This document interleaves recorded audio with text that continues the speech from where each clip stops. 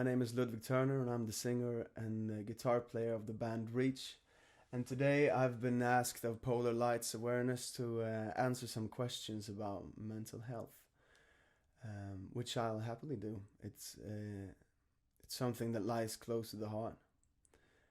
But before I begin, I just want to be very clear with and say that I'm not at all a professional psychologist, and these questions are asked to me personally, and I will answer them in the same manner.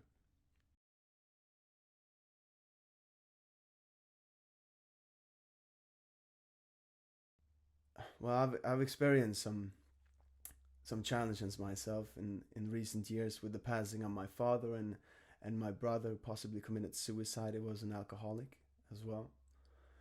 Um, that's a bit different, I guess. But I had a friend who also recently took his life, and it's weird, because I didn't see any symptoms at all. He was a good friend. He was always funny and laughing, and in a good mood, so to speak, outwards to his friends and what I've heard his family as well. And that really came from nowhere, and I suppose that is not too rare that it gets like that. That the person who has suicidal thoughts and maybe decides to take his life or her life feel a sense of relief. And I've been very interested in the subject for a long time, way before my father passed or my brother passed or my friend I'm talking about passed, and I've read about it and how you could sort of detect something like this happening. But yeah, I really couldn't see it, and I want to tell myself that I learned something from it, because if I'm ever faced in a situation like this again, I would, I do my best to be prepared to see and to do what I can to help. That one's the closest and the most, personal situation I've experienced. And how did I find out? I found out the day after, when his ex-girlfriend found him. So it was super. It was really really sad, really dark, and yeah, to be honest, that's the scary thing, is it? That you don't see it coming, really.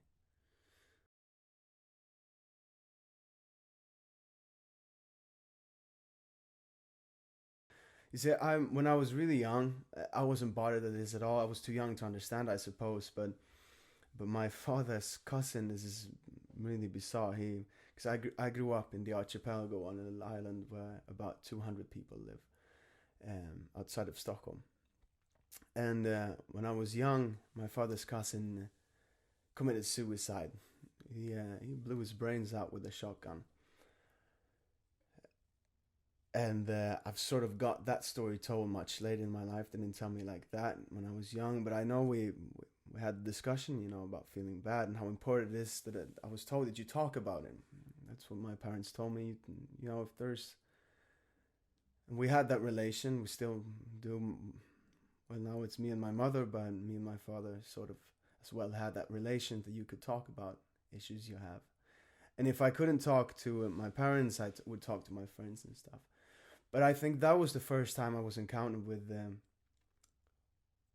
mental health issues, and then with the years, I've read more about it and I learned about it. Not too much in school, I think.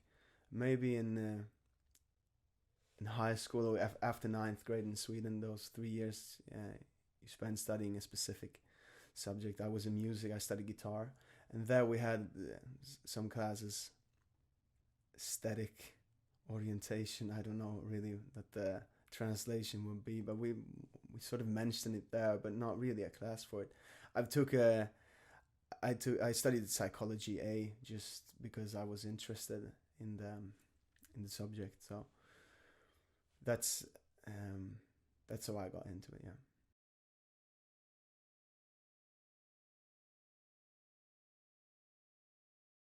Thankfully enough, I've never been in a place like that, in that, and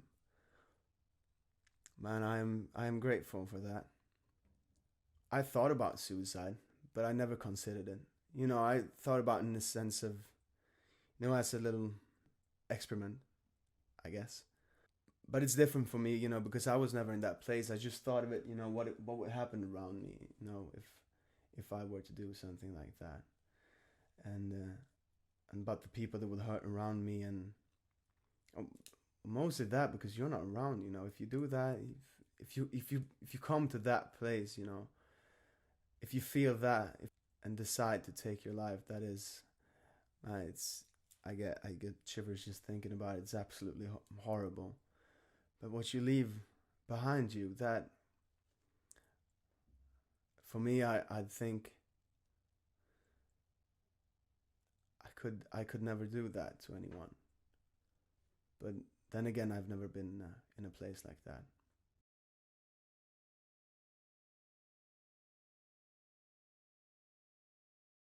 Well, the worst thing I've struggled with is the death of my father. Probably I've spent most of the time around that.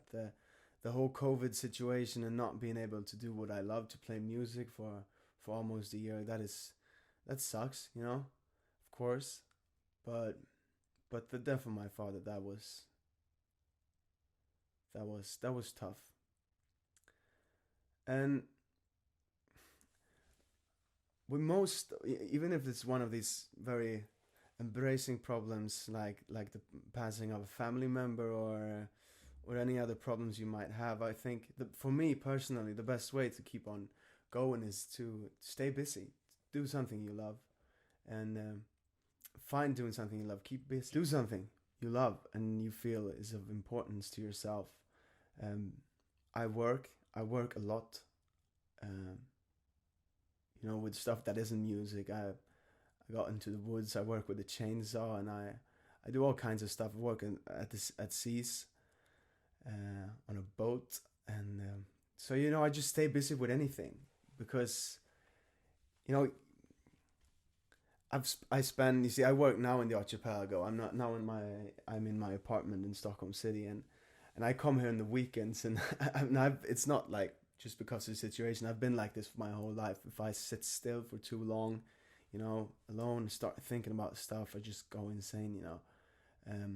I like to stay busy. It keeps me happy, you know, and talk with family and friends about whatnot. And I know that not everyone has that possibility, but that's what helps me a lot in getting through it in difficult times. You know, stay busy and talk to people. You know, and if you don't want to talk to your family, if you don't have a family to talk to or friends, talk to someone professional. You know, and if you come out of a bad place, you know, I don't think you should. I never forget where I've been, you know, and I don't try to forget the bad times, you know, but I try to remind myself that I got out of them and made it forward, and went to a better place.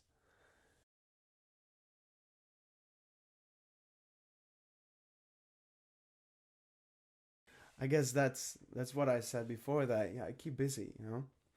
Work, I do something with responsibility, you know, and and I find a lot of peace of mind of coming home after a long day, and long day of work, whatever it is. Maybe it doesn't mean anything to the world. Maybe you don't change uh, the major issues or anything, but you know, do something that keeps you active, and some responsibility is always good, I guess.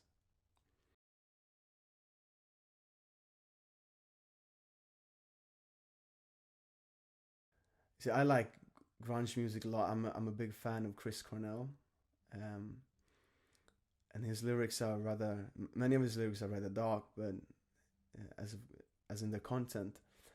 But take Like a Stone, for instance, that song with Audio Slave. It's quite a gruesome song. The lyrics quite dark, I'd say, but the presentation is beautiful.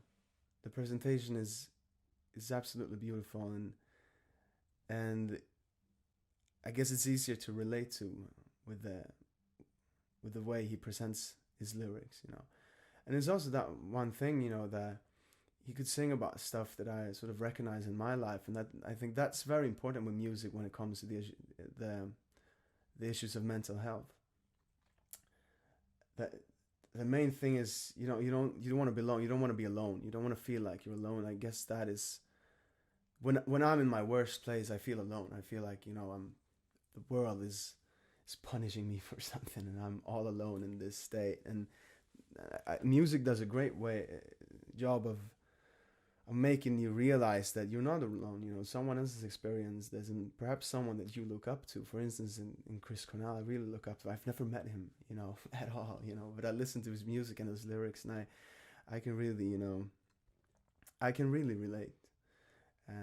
I think music is extremely important for that. As of films, I don't watch many films, and the ones I do watch are movies like Avengers and stuff like that, sci-fi. I'm not sure if that is, well, maybe if you go deep enough, but it's mostly, I'd say, cool effects and cool scenes, and superheroes and stuff. But I have it's very different relationship with music.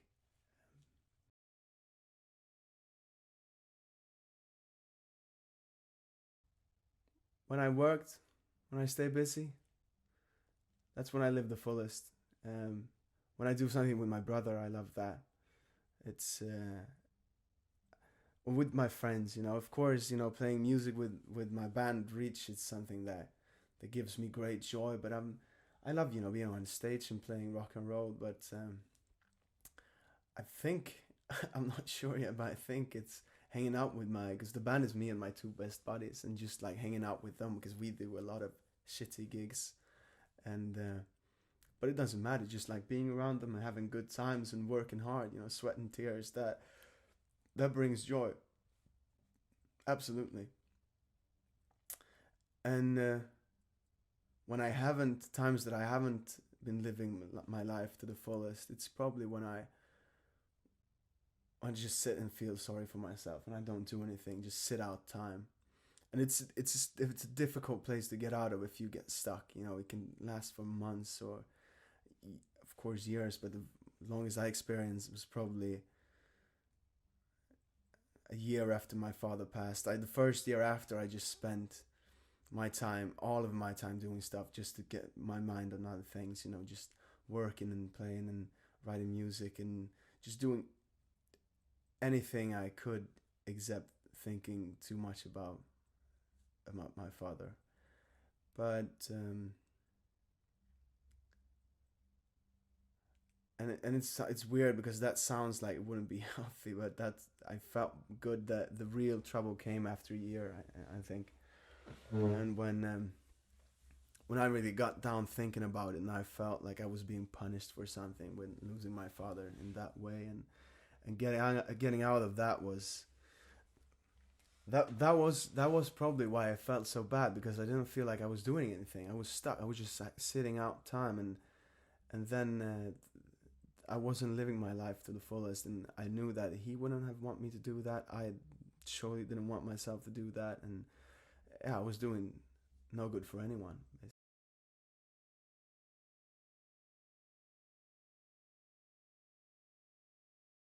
Trying to think, because, as I said, I'm not a psychologist. I'm just speaking out of own experience. But I'd say, remember, you're not alone, and you're not the first one with a chance to make it out. And I think in most cases, even if it's hard to see at the moment, there is someone who cares about you deeply, and who wants you alive and well and feeling good. And talk. I've seen a lot of good cases of what can happen if you talk about your troubles and your issues, and I've seen the worst outcome of what happens when you keep it for yourself. So, struggle, talk, family, friends, or a professional, whatever it takes. Thank you.